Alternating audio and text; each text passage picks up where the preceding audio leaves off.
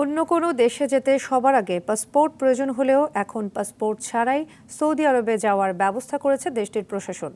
দর্শক, এ বিষয়ে বিস্তারিত জানাতে সৌদি আরবের জেদ্দা থেকে সরাসরি যুক্ত হচ্ছেন সহকর্মী হানিস সরকার উজ্জ্বল।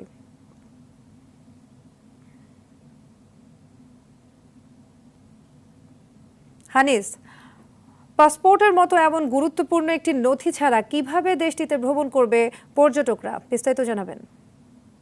জি সাদিয়া, আপনাকে ধন্যবাদ। আসলে আপনি যা জানতে চেয়েছেন, সৌদি আরব সরকার কিন্তু চাচ্ছে পর্যটন খাতকে বিকশিত করার লক্ষ্যে নতুন নতুন পন্থা অবলম্বন করছে। তারই মধ্যে বিশ্বের মধ্যে সর্বপ্রথম সৌদি আরবে এমন একটি পন্থা অবলম্বন করছে যেটি একটি নথির মাধ্যমে সৌদি আরবে ইন করতে পারবেন প্রবাসী সহ সকল। পাসপোর্ট ছাড়াই এখন সৌদি আরবে আসতে পারবেন বলে জানিয়েছেন। গত 7ই মার্চ রিয়াদে একটি কনভেনশন সেন্টারে যে পাসপোর্ট অথরিটির পক্ষ থেকে যে জানানো হয়েছেন, এই যে ডিজিটাল একটি পন্থা চালু করতেছে, যে পন্থায় একটি নথি যে ডিজিটাল প্ল্যাটফর্মের মাধ্যমে কিন্তু সৌদি আরবে প্রবেশ করতে পারবেন, তাতে পাসপোর্টের কোনো প্রয়োজন হবে না।